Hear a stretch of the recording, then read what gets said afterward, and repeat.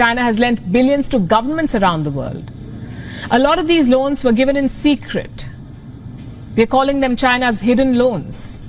And they're burning a hole in the pockets of the borrowers. If China's economy collapses, these countries will all suffer. And that's just part of the problem. Hidden debt hurts all of these countries. Let me give you the example of Indonesia here.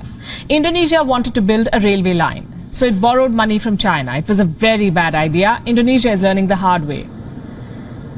It took $4.5 billion from China for this railway line. The project was launched in 2015. 6 years later, the cost of the project has shot up to well over $8 billion. From $4.5 to $8 billion, almost double of what was initially agreed. Now, what do? You cannot abandon the project midway. So Indonesia is dipping into its own state budget to pay for this railway line. And this could be just the beginning of its troubles. Most of the money Indonesia has borrowed from China is off the books. It is hidden debt. It is not reflected in official books.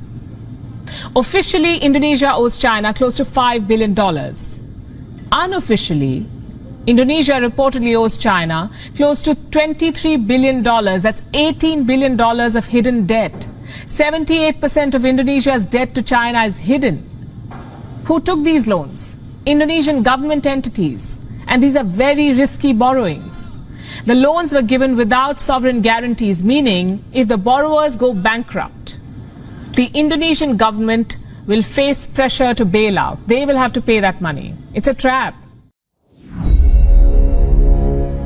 Ketika berita dari India ini menyebar, maka sebenarnya ada banyak pelajaran bernegara yang bisa kita ambil hikmahnya dari informasi tersebut. Salah satunya, mengapa masih membangun dengan hutang dan minusnya APBN atau state budget di cover pakai hutangan. Oke, kita jelaskan kalau pejabat keuangan mengatakan dalam pertahanan argumennya tentunya bahwa hutang Amerika kan lebih besar dari hutang Indonesia atau hutang Jepang itu lebih besar dari hutang Indonesia. Sesungguhnya kalimat itu tidak salah. Sungguh tidak salah. Itu adalah fakta. Yang jadi masalah adalah banyak masyarakat yang tidak paham dunia keuangan. Maka kalau dilihat secara angka, maka hutang Amerika memang ribuan kali dari hutang Indonesia. Ya bener. Tapi sekali lagi nih ya, tapi hutang Amerika itu pakai dolar, pakai mata uangnya sendiri. Hutang pemerintah Jepang juga besar. Tetapi hutang Jepang terbesar, negara Jepang hutangnya adalah ke lembaga keuangan mereka sendiri. Obligasi pemerintah Jepang atau government bond, lembaga asuransi Jepang dan lain sebagainya. Alias hutang mereka terbesar adalah dalam bentuk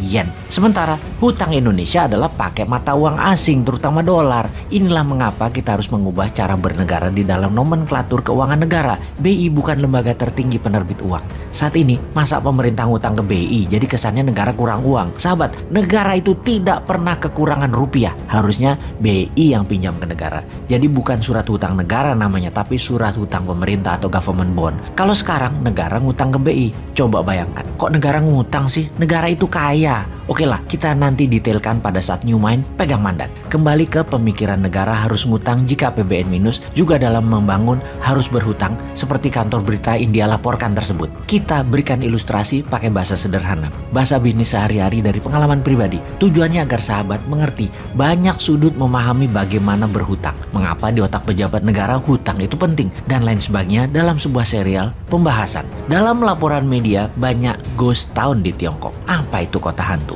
Kota atau gedung ratusan yang dibangun namun tidak ada isinya. Tiongkok memang membangun apapun melebihi apa yang dibutuhkan atau dalam bahasa umumnya over investment. Namun hal ini memang disengaja. Kita jelaskan sederhananya. Mereka membangun rumah, pabrik besar-besaran. Dana ada yang pakai printing money, ada yang pakai pinjaman asing. Kita bicarakan yang pakai dana asing yang setiap bulan harus nyicil. Itu kita detailkan sekarang. Ketika sudah setengahnya menyicil, maka Tiongkok harus mencari negara lain untuk dibuang asetnya ke negara lain tadi, sehingga hutang mereka bukan menjaminkan aset Tiongkok tetapi menjaminkan aset dari negara lain. Oke, masih belum paham? Kita teruskan. Katakan Tiongkok pinjam dolar Amerika dengan jaminan proyek mereka di Tiongkok. Mereka perlu dolar karena dolar mata uang multi currency yang berlaku di 97% negara dunia dan menjadi alat bayar 70% transaksi dunia. Cara mengambil dolar adalah dengan meminjam dolar dan menjaminkan aset negara. Misalnya perumahan yang jumlahan ribuan tower itu. Di sini dolar masuk ke Tiongkok, membuat devisa Tiongkok naik atas dolar. dolar. Lalu Tiongkok mulai membangun. Setelah membangun di dalam Tiongkok yang asetnya kekunci tadi harus membangun ke negara lain. Sekali lagi, harus membangun ke negara lain. Nah, karena itu Tiongkok punya 3 cara untuk menaklukkan sebuah negara yang telah Bosman ulang-ulangi ceritanya berkali-kali. Setelah takluk, maka negara yang pejabatnya terbeli, medianya terbeli, dan politikusnya terbeli, mulailah dikendalikan negara tersebut. Disuruhnya membangun, dibangunin tepatnya, dan untuk proyek manapun harus bayar pakai dolar Amerika. Ini sebagai modal mereka bayar hutang dolar dan memenuhi kebutuhan dolar Tiongkok. Negara tersebut bahkan harus over investment. Katakanlah negara tersebut adalah Papua Nugini. Jalan tol, jembatan, rel kereta api keliling Papua Nugini, 3 lapis kalau perlu, pelabuhan udara, pelabuhan laut, bangun kota, pusat industri, dan pusat ekonomi, bahkan ibu kota kalau perlu dibangun baru. Jaminan dari negara Papua Nugini ini adalah aset yang sesungguhnya menjadi jaminan terhadap dolar, pinjaman yang Tiongkok awalnya meminjam dari Amerika atau dari negara lain. Jadi kalau diringkas, printing money proyek negara yang mengerjakan itu BUMN-nya Tiongkok. Pinjaman dana dari luar negeri juga BUMN Tiongkok yang mengerjakannya. Di mana BUMN Tiongkok tadi juga harus membangun di negara jajahan ekonomi Tiongkok tadi.